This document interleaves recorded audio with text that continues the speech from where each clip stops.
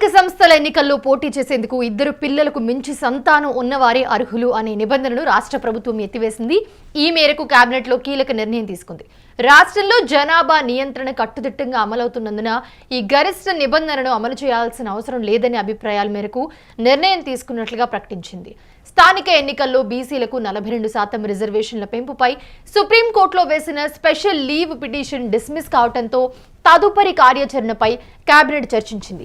కేసును వాదించిన సీనియర్ న్యాయవాదులు న్యాయ నిపుణుల సలహాలు సూచనల మేరకు ముందుకు వెళ్లాలని నిర్ణయించింది.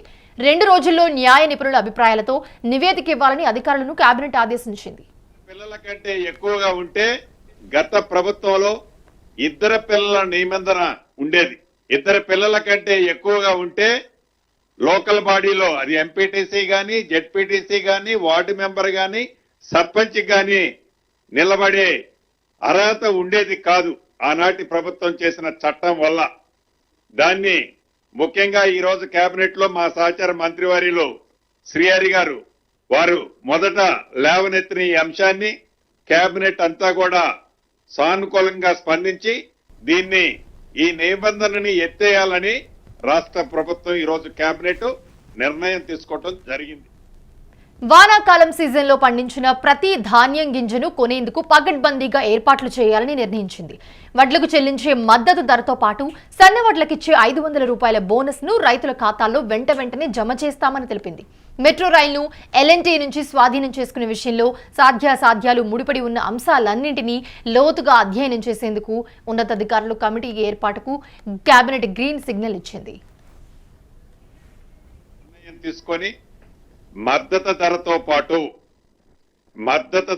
పాటు సన్నధాన్యానికి మద్దతు ధరతో పాటే బోనస్ 500 రూపాయలను కూడా ఇవ్వాలి అని కేబినెట్ లో తీర్మానించడం జరిగిందని రాష్ట్రంలో లక్షలాది మందిగా వరి పండిస్తున్న రైతన్నలకు శుభవార్త ఈ వేదిక ద్వారా తెలియజేయడం జరుగుతుంది. కేబినెట్ లో ఆ నిర్ణయం తీసుకోవడం జరిగింది. కొనుగోలు కేంద్రాలకు వచ్చే ప్రతి ధాన్యం గింజను కొనుగోలు చేయాలని కేబినెట్ నిర్ణయించింది. ఈసారి వానాకాలం సీజన్లో 1.48 కోట్ల టన్నుల ధాన్యం ఉత్పత్తి వస్తుందని అంచనా వేసింది. ఇందులో 80 లక్షల టన్నుల కొనుగోలు కేంద్రాలకు రానుందని తెలిపింది. కేంద్ర ప్రభుత్వం 50 లక్షల టన్నుల సేకరణకు అంగీకరించగా మరో 15 లక్షల టన్నుల సేకరణకు విజ్ఞప్తి చేయాలని కేబినెట్ నిర్ణయించింది.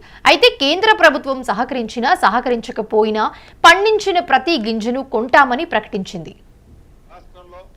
కొత్తగా 3 అగ్రికల్చర్ కాలేజీలని ఈ రోజు కేబినెట్ ఆమోదించడం జరిగింది.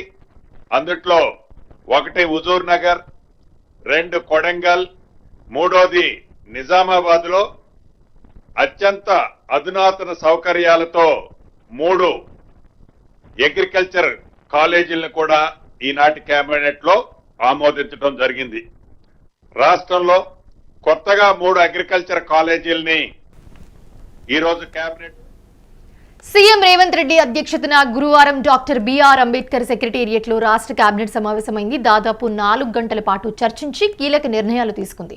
ఇందులో ప్రధానంగా స్థానిక ఎన్నికల్లో ఇద్దరు పిల్లల నిబంధన అంశంపై చర్చించారు. ఈ రూల్ను ఎత్తివేయాలంటూ వివిధ వర్గాల నుంచి సీఎంకు మంత్రులకు వచ్చిన విజ్ఞప్తుల మేరకు సానుకూల నిర్ణయం తీసుకున్నారు.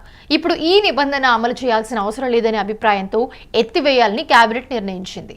జయశంకర్ యూనివర్సిటీకి 3 కొత్త వ్యవసాయ కళాశాలలకు కేబినెట్ ఆమోదం తెలిపింది.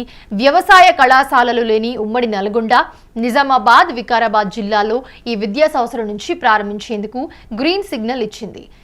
నల్సార్ న్యాయ విశ్వవిద్యాలయం అడ్మిషన్లలో తెలంగాణ స్థానికులకు కేటాయించిన 25% సీట్ల కోటాను 50%కి పెంచాలని తీర్మానం చేసినట్లుగా మంత్రి పొంగులేటి శ్రీనివాసరెడ్డి తెలిపారు. అలాగే ఇప్పుడున్న చోటనే అదనంగా 7 ఎకరాల భూమిని వర్సిటీకి కేటాయించే ప్రతిపాదనకు ఆమోదం తెలిపినట్లుగా ప్రకటించారు.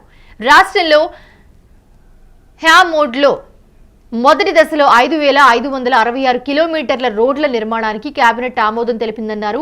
దీని కింద జాతీయ రహదారులు, జిల్లా కేంద్రాలు, మండల కేంద్రాలు, పర్యాటక ప్రాంతాలు, ఇతర రాష్ట్రాలతో అనుసంధానమయ్యే రహదారుల అభివృద్ధి, విస్తరణ పనులు చేపట్టనున్నట్లుగా వెల్లడించారు.